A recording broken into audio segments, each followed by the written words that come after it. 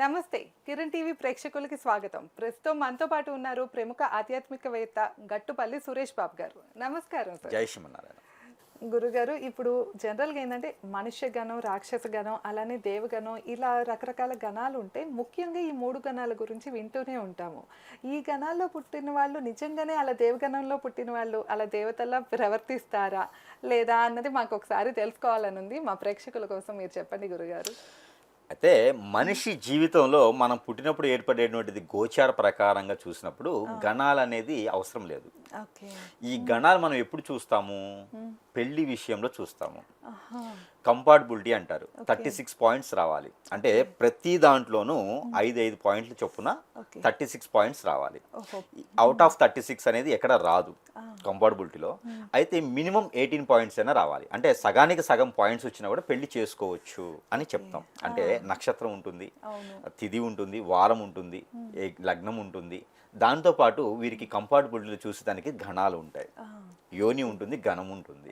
ఈ గణాలు కూడా చూసే దేనికోసం అంటే ఇప్పుడు ఒక పురుషుడు ఉన్నారనుకోండి, ఇతనిలో రాక్షస గణం ఉండొచ్చు, స్త్రీలో దేవగణం ఉండాలి, లేదా మధ్యస్థ అని ఉంటారు. ఈ గణాలు ఉండడం వల్ల ఏంటంటే స్త్రీ అనేది ఎప్పుడు శాంతిమూర్తిగానే కనిపించాలి. లోపల ఎంత మొగుడిని కొట్టినా కూడా బయటికి రాకూడదు అన్నట్టు శాంతిమూర్తిగానే కనిపించాలి. కాబట్టి స్త్రీలో ఎక్కువగా ఏంటంటే శాంతి స్వరూపంగా చూస్తాం కాబట్టి దైవగణం ఉంటే మంచిది అని చెప్తారు. ఇక పురుషుల్లో గనక దైవగణం ఉండేసి స్త్రీలో గనక రాక్షస గణం ఉందనుకోండి, ఇవన్నీ కూడా పెళ్లిలో చూస్తారు. ఇక పిల్లని కొట్టడము, అత్తమామను సరిగా చూడకపోవడము, ఇవన్నీ ఉంటాయని చెప్పేసి అని రాక్షస గణం ఉన్న వారిని కొంచెం అవాయిడ్ చేస్తూ ఉంటారు.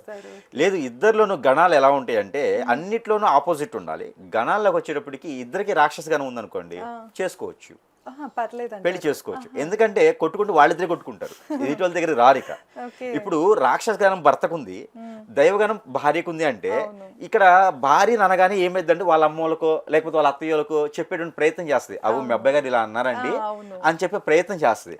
అదే ఈవిడిది రాక్షస గణం ఉందనుకోండి, ఈ చీపురు అట్లా కూడా కాల్ చేస్తుంది, ఆయన పెనుమో లేకపోతే తెపాలో కొట్టుకుంటాడు, ఇద్దరు వాళ్ళే కొట్టుకుంటారు. బయటకు వచ్చేటప్పటికి కలిసి వస్తారు అన్యోన్యంగా. మళ్ళీను ఏమండి ఏమండి అనుకుంటున్నారు, ఎవరికి తెలియనివ్వరు.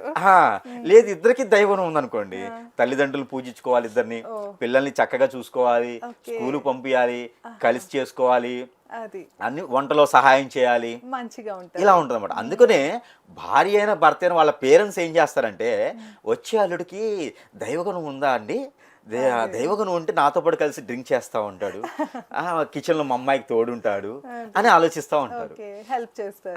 ఇట్లా ఇప్పుడు అబ్బాయి వాళ్ళు కూడా ఏం చేస్తారంటే వచ్చే కోడలకి దైవగుణం ఉందా, నాతో పాటు ముగ్గేస్తుంది, నాతో పాటు సహాయం చేస్తుంది, గుడికి వస్తుంది, నేను చెప్పిందల్లా వింటది అనే టైప్లో ఆలోచిస్తారన్నమాట.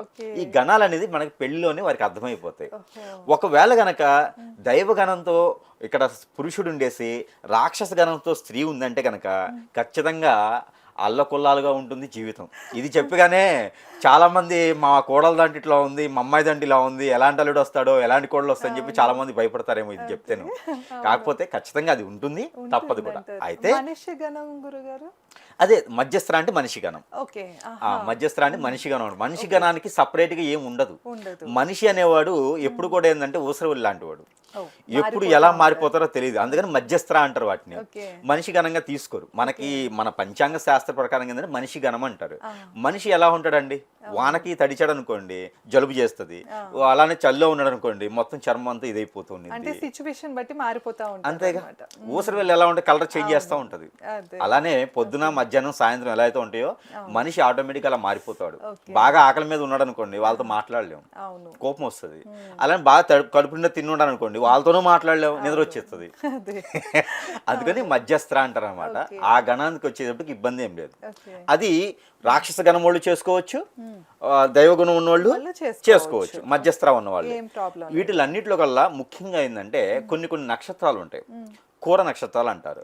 అశ్విని నక్షత్రం ఉండిద్ది, భరణి నక్షత్రం ఉంటుంది, అలానే మఖ నక్షత్రం ఉంటుంది, అలానే అనురాధ నక్షత్రం ఉంటుంది. ఇవన్నీ కూడా కొన్ని కూర నక్షత్రాలు. దీనికి రాక్షస గణం తోడైంది అనుకోండి ఇక పెళ్ళం చేతిలో ఓకే. ఇక ఏం ఉండదు ఇక, ఏది స్త్రీకి ఉంటే. అదే పురుషుడికి ఉందనుకోండి, ఏంటోనండి ఎంత సంపాదించినా ఏ జాబ్ చేసినా మా ఆయన నన్ను ఇబ్బంది పెడుతూనే ఉంటాడు, కొడుతూనే ఉంటారు. అదే. ఇదనమాట. ఎందుకంటే వాళ్ళని ఆపలేం కదా, అవును. అలాంటి తత్వం ఉంటుంది. అంటే నక్షత్రాన్ని బట్టి కూడా మనం గ్రహాన్ని చూసుకోవాలి, ఓకే. ఈ గణాలనేవి కూడా నక్షత్రాన్ని బట్టి కూడా మనం తీసుకోవాలి. అంతేగాని మా కోడలికి రాక్షస గణం ఉంది అంటే ఆవిడికి ఆ, ఆ, భరణి నక్షత్రం కాకుండా కృతిక నక్షత్రము, లేకపోతే చిత్త నక్షత్రము, స్వాతి నక్షత్రము ఇలాంటివి ఉన్నాయి అనుకోండి, దేవగణ నక్షత్రాలు. ఓహో. రాక్షస గుణం ఉన్నా కూడా పెద్దగా బాధించదు. ఉండదు. ఒకవేళ కొట్టిన కోపం వచ్చినా తర్వాత ఆయింట్మెంట్ రాస్తుంది. ఓకే. రెండు ఉన్నాయి అన్నమాట. రెండు ఉంటాయి. అంటే నక్షత్రాన్ని బట్టి కూడా గణాలని చూసుకోవాలి. ముఖ్యంగా గణాలు ఎక్కడ చూస్తారు అంటే పెళ్లిళ్ళు చూసుకునేటువంటి విషయంలో, ఆ తంతు విషయంలో మాత్రం ఖచ్చితంగా గణాలు అనేది చూసుకుంటే పుట్టేటువంటి పిల్లలు కూడా ఓకే. అన్ని రకాలుగా ఆరోగ్యంగా పుట్టేదానికి, ఆ పుట్టేటువంటి పిల్లలు రాక్షసులు అవ్వకుండా ఉండేదానికి ఈ గణాలు అనేది చూసుకోవడం జరుగుతుంది. మధ్యస్థరంగా ఉంటే మంచిదే, కానీ ఒకరైనా ఇద్దరు రాక్షస తత్వంతో ఇద్దరు దైవతత్వంతో ఉన్నారు అంటే వారి జీవితం కూడా కొంచెం అలానే ఉంటుందని అర్థం అన్నమాట. పెద్దవాళ్ళు ఇవన్నీ కూడా మనకి పూర్వకాలంలో చూసేవారు. ఈ రోజుల్లో అమ్మాయి దొరకడమే కష్టమైంది, ఇంకా గణాలు ఆడ చూస్తారు, లేదా అబ్బాయి దొరకడమే కష్టమైంది.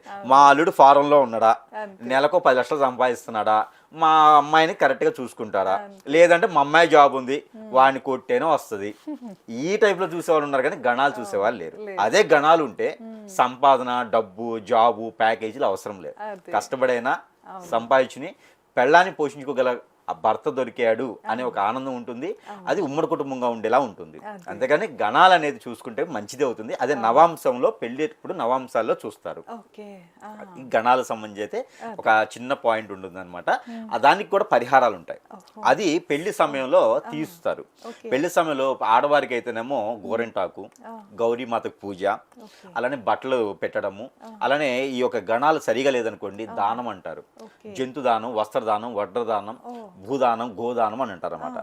ఇలాంటి దానాలు చేయడం ద్వారా ఆ గ్రహణాలకి కానీ అలా ఒక దశలకు కానీ ఇవన్నీ కూడా ఏంటంటే బాగుండేదానికి మధ్యస్థం ఉన్నా, దైవగుణం ఉన్నా, రాక్షసత్వం ఉన్నా కూడా ఇవన్నీ కూడా ఏంటంటే పరిహారాలు అయితే పెళ్లిలో చేస్తారు. పెళ్లిలో చేసుకుంటే మంచి జరుగుతుంది దానిలో. అంతటితో ఈ గణాల గురించి అయితే ఇక దాంతో సరిపోతుంది. ఓకే గురుగారు, విన్నారు కదా గణాల గురించి మనకి గురుగారు ఎంతో క్లియర్ గా చెప్పారు. సో పెళ్లిళ్ళు దగ్గరలో వస్తున్నాయి కదా, సో మీరు కనుక ఎవరైనా పెళ్లిళ్ళు చూసుకుంటున్నా కూడా వాటికి సంబంధించిన అన్నీ కూడా క్లియర్గా చూసుకోండి. గురుగారితో మాట్లాడాలి అంటే కింద స్క్రోల్ అవుతున్న నెంబర్కి కాల్ చేసి గురుగారితో మాట్లాడచ్చు.